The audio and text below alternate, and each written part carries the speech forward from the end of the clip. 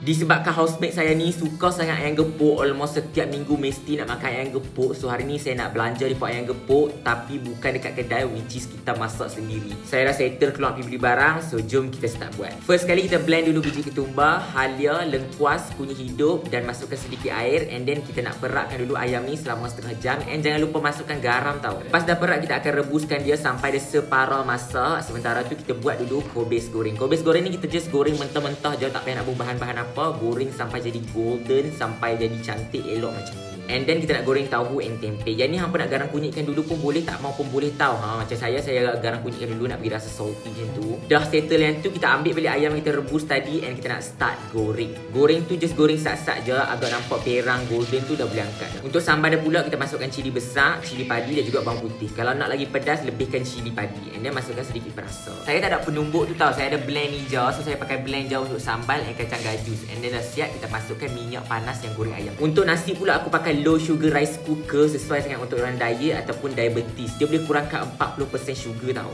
So dah settle ayam gepuk kita, and then kita masukkan sedikit kicap and selamat menjamu selera. Lepas ni dia tak payah susah nak pergi kedai lah.